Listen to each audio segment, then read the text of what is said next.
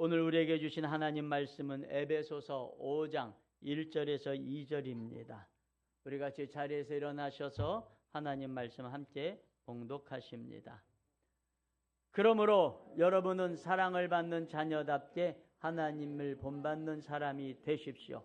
그리스도께서 여러분을 사랑하셔서 우리를 위하여 하나님 앞에 향기로운 예물과 제물로 자기 몸을 내어주신 것과 같이 여러분도 사랑으로 살아가십시오. 아멘. 우리 자리에 앉으면서 같이 인사합시다. 하늘복 많이 받으세요. 하늘복 많이 받으세요. 하늘복 많이 받으세요. 하늘복 많이 받으세요. 하늘복 많이 받으세요. 오늘 말씀은 하나님의 사랑받는 자녀라는 말씀을 함께 은혜를 나누겠습니다. 요즘에 달리기가 또 몸에 좋다고 그래가지고 제가 시간 날 때마다 또 좀 달리고 있습니다.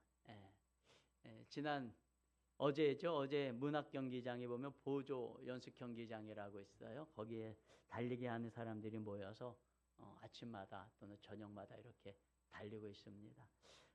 어제도 시간이 돼서 아침에 가서 한 5km 달려야겠다 그러고선 갔는데 토요일 날 오전인데도요. 고등학생 남자 여자애들이 많이 나와서 달리고 있더라고요. 그래서 얘네들은 그냥 달리는 게 아니라 옆에서 코치 한 명이 서가지고 달려! 막 달려! 달려!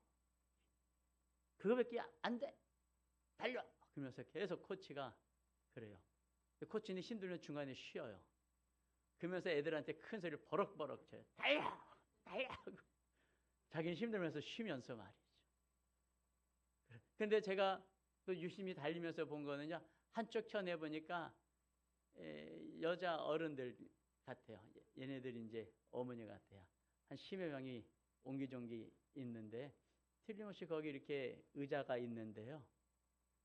의자에 앉아있는 여자는 한 명도 없어요. 다 서가지고 물병들 손에 쥐고 달리는 애들 그냥 안타까워요. 그냥 온 얼굴은 보니까 안타까워 죽겠는 거예요. 애들은 막 헉헉거리면서 막 그냥 막 달리고 있고 코치는 달려 그러고 어머니들이 뒤에서 뭐라 그러나 봐요. 코치가 가서 막 한마디 해요. 애들 약해집니다. 가만히 계십시오. 또 코치는 시간을 보면서 더 빨리 뛰어 막 그러는 거예요. 저는 5km만 뛰고 간뒀는데 애들은 그 뒤로도 계속 뛰고 있는 거예요. 야 저러다 죽겠다 싶은데도요. 계속 뛰게 만드는 거예요. 여러분 우리는 흔히 사랑받는 자녀. 오늘 성경 말씀 얼마나 좋습니까? 우리는 하나님의 사랑받는 자녀래요. 하나님의 사랑받는 자녀라는 말씀이에요. 하나님이 알아서 위험도 좀 피하게 해주시고 고난도 좀 안 받게 해주시고 인생이 순풍단 듯이 말이에요. 그냥 술술술술술술 풀려가게 하시고 말이에요. 그냥 우리가 애들을 그냥 낳아놓으면은 알아서 그냥 잘 크게 염려근심 걱정 없이 그냥 잘 크게 해주시고 말이죠. 또 지들이 자기 앞가림 알아서 척척척척척척 이렇게 좀 해나가게 해주시고 말이에요. 그럼 얼마나 좋겠습니까? 사랑하신다면 좀 그렇게 해주셔야 되는 거 아닙니까? 사랑하신다면? 안 그래요? 사랑하면은 지켜주고 보호해주고 아껴주고 보살펴주고 그게 사랑이라고 생각하는데 말씀이에요. 하나님이 나를 사랑한다고 하는 사실은 이제는 알겠어요. 그런데 인생은 왜 이렇게 고달픈지 모르겠어요. 고난의 연속이고 이 고난은 언제 끝날지 모르는 현재 진행형으로 계속 진행이 되고 있단 말씀이에요. 그런데 성경은 우리에게 또 하나님의 사랑받는 자녀라고 이렇게 말씀을 하고 계시니 도저히 이것이 잘 이해가 되지 않습니다. 여기서 사랑받는다는 자녀라는 사랑받는 자녀라는 뜻은 말씀이에요. 헬라어로 이 아가페타라고 합니다. 아가페타, 아가페에서 나온 말인데 아가페타라는 말입니다. 이거는 좀 더 능동태라고 합니다. 능동적이고 의지적인 것이 담겨져 있어요. 이건 단순히 그냥 감정적인 사랑을 뛰어넘는 거야. 내가 널 사랑해 라고 하는 감정적인 사랑을 뛰어넘는 하나님의 주체적이고 의지적이고 능동적인 사랑인 것이. 여러분, 남녀 간의 사랑은요, 다분히 감정적이에요. 감정이 식으면 어떻습니까? 멀어져요. 남녀 간의 사랑은, 부부 간에도 그렇지 않습니까? 감정이 식으면은요, 부부 간에도 멀어져요. 그런데 부모가 자녀를 사랑하는 것은 감정적인 사랑을 넘어서죠. 의지적인 사랑, 능동적인 사랑이 들어가요. 아이들이 뻔히 싫어할 것 알지만은 사랑하기 때문에 부모로서 아이들에게 요구하고 요청해야 되는 것들이 있는 거예요. 공부하기 싫다고 해요. 안 시킬 겁니까? 시험을 앞둔 애가 잠만 자고 있어요. 계속 자라고 할 겁니까?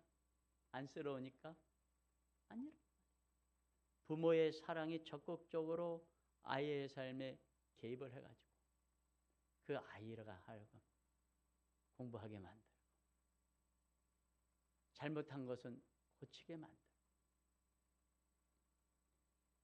운동장 10바퀴 뛰었는데도 더 뛰게 하고, 안타깝지만 물통 들고 서 있지만 말씀이에요. 안타까운 눈으로 지켜보지만 그렇게 하는 거죠. 성경을 읽다 보면 보호자에 앉아 계신 하나님의 이야기는 별로 없어요. 이사야서에 딱 한 군데 보호자에 앉아서 찬양을 받으신 하나님인데, 신약에 나오신 하나님은 서 계시는 하나님. 스데반이 순교를 당하는 직전에 눈을 들어보니까 예수 그리스도께서 서서 계시, 보좌에. 요한계시록에도 보니까 어떻습니까? 하나님은 보호자에 계시는 것이 내려와서 백성들 사이를 다니면서 눈물을 닦아주시고 한숨을 닦아주시고 서 계신 하나님. 구약의 이사야서는 앉아 계신 하나님, 신약의 하나님은 서 계신 하나님.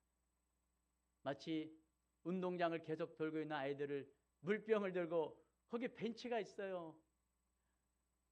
여러분, 이 5km 달리는데 보통 3, 40분 걸리거든요. 그러면 한 10km를 달리면은요, 1시간 넘게, 거기는 햇빛 가리개도 없어요. 떼약볕에 물통 들고 서 있는 엄마들의 심정으로. 우리 하나님은 더 하시겠죠? 더 하신 심정으로 일어나서, 엄마들은 거기서 1시간 정도 서 있으면 되는데 하나님은 우리가 이 땅에서 죽는 그날까지 서서 지켜보고 계신다는 거예요. 여러분, 하나님은 정말로 우리를 사랑하시는데 우리는 왜 고난을 받을까? 도대체 하나님의 사랑받는 자녀라는 것은 어떤 의미일까? 오늘 한번 같이 생각을 하기를 원합니다. 첫째, 하나님의 사랑은 고난을 결코 피하게 하지 않습니다. 이게 아이러니예요. 하나님은 우리는 고난을 피하게 하는 게 하나님의 사랑이라고 생각하겠지만, 하나님은 절대로 우리로 하여금 고난을 피하게 하는 게 아니라 고난을 맞닥뜨리게 하시고 직면하게 하신다는 거죠. 에베소서 5장 1절에 보면, 그러므로 사랑받는 자녀같이 너희는 하나님을 본받는 자가 되십시오라고 이야기를 하고 있습니다. 여러분, 하나님께서 우리를 하여금 고난 가운데 오히려 내몰기도 하십니다.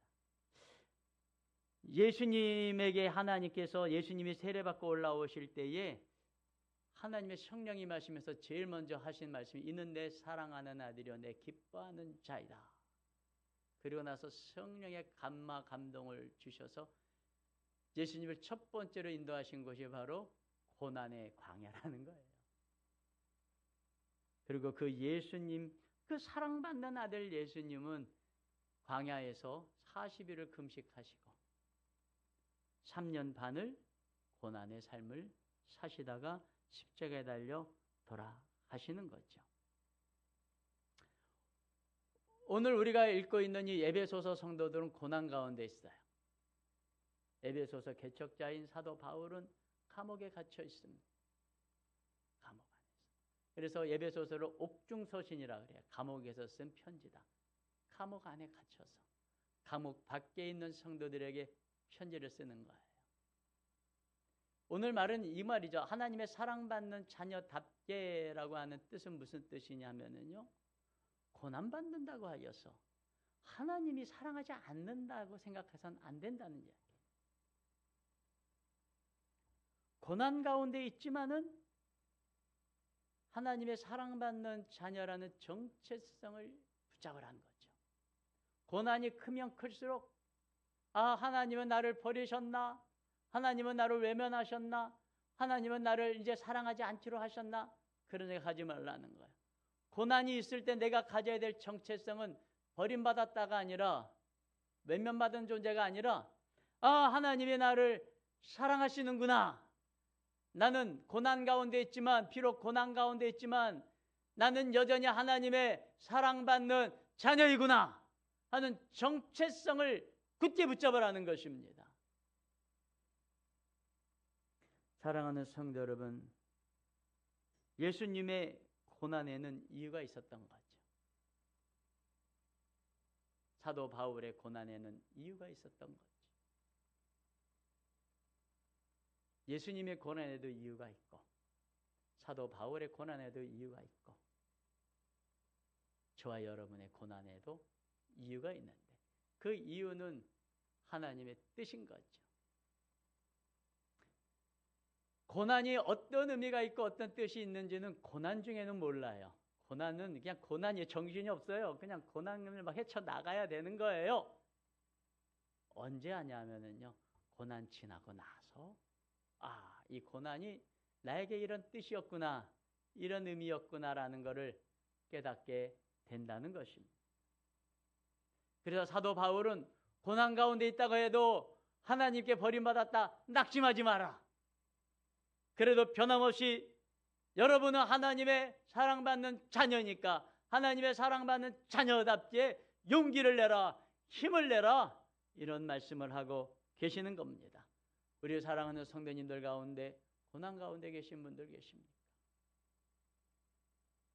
하나님의 사랑받는 자녀라는 정체성 놓지 마시기 바랍니다. 이걸 붙잡고 있어야지 되는 거예요. 여러분, 그래야 그 정체성이 그 고난을 이기게 만드는 거예요. 여러분, 사실 고난이라고 하는 것은 안 지나가는 고난이 없습니다. 여러분이 한여름 떼약볕이 아무리 힘들어도 말씀이에요, 한 2달 지나면은요 선선해지는 거예요. 제가 좋아하는 격언 가운데 끝나지 않는 장마비는 없다. 암만 장마가 길어도 반드시 끝이 있는 거예요. 고난도 반드시 끝이 있는 겁니다. 그런데 어떤 정체성을 가지고 가느냐 하는 것이 중요한 거죠. 여러분, 하나님의 자녀라는, 사랑받는 자녀라고 하는 이 정체성, 이 자신감이 있으면 고난이 왔을 때요, 한번 와봐! 이렇게 한단 말이죠. 이번에도 내가 이겨낼 거야. 아니, 하나님이 내 편에서 이기게 해주실 거야 라고 하는 자신감이 나오는 것입니다. 고난 앞에서 주눅 들어 있으면 고난은 이길 수가 없는 거예요. 고난은 한번 해보자고 마음 먹으면은요, 얼마든지 해낼 수 있는 고난이 너무나 많이 있는 것입니다. 정 감당할 수 없으면 고린도전서 10장 13절에 피할 길도 주신다고 하잖아요. 감당할 수 없는 것을 허락하지 아니하시고 하나님께서 보시기에 아직 감당할 수 없겠구나 싶으면 피할 길도 주신다는 거 아니겠습니까? 그러니 하나님을 믿으시기를 주의 이름으로 축원합니다. 두 번째로, 하나님의 사랑은 하나님의 사랑받는 자녀들의 고난을 통하여서 구원을 성취하시더라는 겁니다. 에베소서 5장 2절 말씀 한번 우리 같이 읽겠습니다. 에베소 5장 2절 상반절 같이 읽습니다. 시작. 그리스도께서 우리를 사랑하셔서 우리를 위하여 자신을 하나님께 바치는 향기로운 예물과 제물이 되신 것과 같이 여러분도 사랑 가운데서 살아가십시오. 여러분, 예수 그리스도의 고난이 끝이 아니었던 것이죠. 예수 그리스도의 고난은 저와 여러분을 구원하시기 위한 하나님의 과정이셨던 것입니다. 예수 그리스도의 십자가의 고난이 없었더라면 저와 여러분은 구원받을 수가 없었던 것입니다. 여러분, 사도 바울의 고난은 많은 영혼들을 구원하기 위한 과정에서 하나님께서 선택하여 주신 것이라는 것이죠. 여러분, 성도의 고난은 그냥 고난이 아닙니다. 성도들의 고난을 통하여서 여러분, 많은 영혼들이 구원받는 길들이 열리게 되는 것입니다. 오늘 아침에도 교회 나오는데 젊은 사장님 한 분이 붙잡고선 영업을 오늘 못하니까요, 아침에 서서 여러 가지 힘들고 어려웠던 이야기를 하는 거예요. 그래서 가만히 이야기를 듣고 있었습니다. 여러분, 만일 저의 인생 가운데 고난이 없으면은요, 힘들고 어려운 고난 가운데 있는 그 사람에게 어쩌다가 고난 당하셨어요? 예수님 잘 믿으면 힘들고 어려운 일 하나도 없을 텐데. 아마 그랬을 거예요. 아유, 진작에 예수님 믿으시지. 어쩌다가 그렇게 힘들고 어렵게 사세요? 그렇게 얘기했을 겁니다. 그런데 그분이 힘들고 어려운 이야기 쭉 이렇게 하셨는데요, 얘기를 가만히 듣다가 공감이 되는 거예요. 공감이 돼요. 정말 힘든 시간 보내셨군요. 어려운 시간 보내셨군요. 잘 이겨내셨습니다. 잘 이겨내셨습니다. 다른 사람은 몰라도 저는 사장님이 얼마나 열심히 인생을 살고 있고 얼마나 힘들고 어려운 시간들을 이겨나가고 있는지 저는 잘 알고 있습니다. 제가 박수 쳐드릴게요. 박수 쳐주고 격려해주고 시간 되면 올라와서 또 천천히 이야기합시다. 또 교회 좋은 모임이 있어요. 속상하고 힘든 이야기 털어놓을 수 있는 그런 모임이 있어요.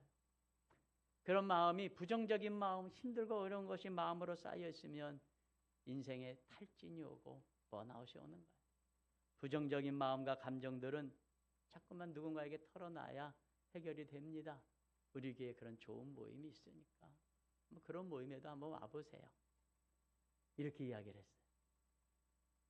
여러분, 어느 쪽이 나아요? 아이고, 어쩌다 그렇게 힘들게 사세요? 진작에 예수님 믿으시지. 난 예수님 믿고 나서 힘든 게 하나도 없네. 이렇게 말하는 게 좋아요? 아니면 힘들고 어려운 게 그냥 같이 공감이 되고 느껴지면서 말해요? 어느 쪽이 나아요? 알아서 선택하셔요. 제가 그러면서 깨달은 거예요.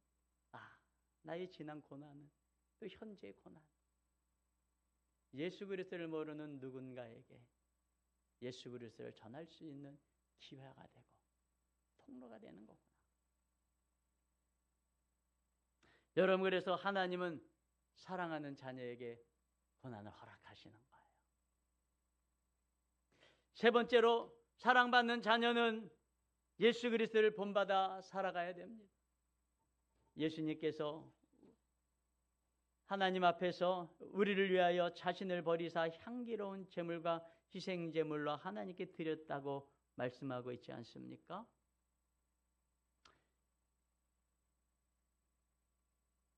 인생은 삼생입니다. 여러분, 아셔야 될 것은요, 우리의 본격적인 인생은 이생이 아니에요. 삼생이지. 우리의 영광된 삶은 이 땅에서의 삶이 아니에요. 지금 현재의 삶이 아니에요. 우리 성도들에게 본격적인 영광된 삶은 예수님 재림하시고 부활하셔서 함께 세상을 통치하고 다스리는 그 삶인 것이에요. 여러분, 우리의 본격적인 인생은 여기가 아니에요. 여러분, 우리가 누릴 영광은 이 땅이 아닌 것입니다. 영원한 영생의 삶이 삼생인 것이에요. 하나님은요, 우리가 그리지 못하는 큰 그림을 그리고 계시는 거예요. 일생은 어머니 뱃속에서, 이생은 길다면 길고 짧다면 짧은 이 땅의 이생의 삶에서, 본격적인 삶은 하나님과 함께 살아가는 영원한 영생의 삶, 영광의 삶이 있는 것입니다. 그거를 위하여 하나님은 우리 가운데 단련시키시고 연단시키시고 훈련시키고 계신다는 사실을 믿으시길 바랍니다. 저는 그래서 이 땅에서의 삶을요, 훈련 과정이라고 생각합니다. 이 땅에서의 삶은 훈련 과정. 여러분, 주님과 함께 세상을 다스리는 삶을 살아야지 되는데 말이에요. 다스리는 거 쉽지 않습니다. 다스리는 거 쉽지 않아요. 그때 뭐 알아서 다 잘 될 것 같습니까? 여러분, 다스리는 거 쉽지 않아요. 왜냐하면 하나님께서 세상 만물들에게 자유의지를 줘버렸기 때문에 각자의 자유의지를 잘 다스려줘야 되는 것이기 때문에 쉽지가 않습니다. 여러분, 그래서 이 땅에서의 많은 연단 과정을 통하여 잘 다스릴 수 있게 되는 것입니다. 여러분, 하나님의 큰 그림을 한번 신뢰해보지 않으시겠습니까? 운동장에 뛰고 있는 자녀들을 물통을 두고 쳐다보고 있는 어머니들의 마음엔 큰 그림이 있는 거죠. 이 아이들이 이 여름철에 저렇게 땀을 흘리고 훈련을 했으면 그 결과로 좋은 결과가 있을 거예요. 물통 들고 서서 안타까이 봐요. 여자들이 10명이 모였으면은요, 좀 서로 뭐라고 대화하고 말할 거리가 얼마나 많아요. 한 명도 얘기를 안 해요. 뛰고 있는 아이들 그냥 지켜만 보고 있지, 거긴 대화의 꽃이라는 것이 없어요. 그냥 뛰고 있는 애들만 지켜보고 있을 뿐. 하지만 그 어머니들의 마음에는 사랑이 있는 거죠. 어떤 사랑이요? 큰 그림, 긴 그림에 사랑이 있는 겁니다. 오늘도 하나님은 일어서셔서 우리를 지켜보시고 영생의 영광된 삶을 위하여 이 땅 가운데 고난의 삶을 살아가도록 허락해 주신 하나님이 우리가 고난당하고 힘들고 어려울 때 지켜보고 계시는 거예요. 지켜보고 계시는 거예요. 여러분, 그러나 고난이 계속되는 거 아니라는 사실 여러분 알아야 됩니다. 끝이 있고 또 조금 쉬었다가 또 고난 있고 좀 쉬었다가 또 고난. 인생이 그런 거 아니겠습니까? 여러분, 그럴 때 하나님이 나를 사랑하고 계신다는 신뢰를 가지십시오. 운동장에서 뛰고 있는 아이들을 생각해 봤습니다. 그 아이들은 코치에 대한 신뢰, 엄마에 대한 신뢰가 없으면 운동장에서 뛸 수 있을까요? 코치가 말이죠, 더 빨리 뛸 수 있잖아, 뛰어! 그럴 때 코치에 대한 신뢰의 마음이 없으면은요, 포기하는 거예요. 물병 들고 가만히 지켜보는 엄마를 보면서 얼마나 원망의 마음이 들겠습니까? 얼마나 원망이요. 하지만 코치에 대한 신뢰, 엄마에 대한 신뢰, 그분들이 그리고 있는 크고 긴 그림에 대한 신뢰가 있기에 아이들이 힘들어가면서도 계속 달리는 거예요. 그 신뢰감 가운데 계속 달리는 아이들이 좋은 결과를 보지 않겠습니까? 하나님을 믿으십시오. 믿으셨으면 순종하십시오. 그리고 예수 그리스도의 삶을 한번 살아가 보려고 노력해 보십시오. 그렇게 고난을 사서 한번 받아보시기 바랍니다. 세상의 길은 편안함을 쫓지만 하나님의 사랑받는 자녀는 예수님의 길을 따릅니다. 그것이 힘들고 때로는 손해보는 것 같아 보여도 결국 하나님의 영광과 참된 기쁨과 영원한 영생의 삶에서의 본격적인 영생의 삶을 살아가게 하는 것입니다. 사랑하는 성도 여러분, 하나님을 믿습니까? 신뢰하십니까? 고난 가운데서도 나는 사랑받는 자녀임을 확신하시고 고난길에서 낙심하지 마시고 사랑받는 자녀라는 정체성 붙잡으시고 승리해내시기를 주의 이름으로 축원합니다. 축원합니다.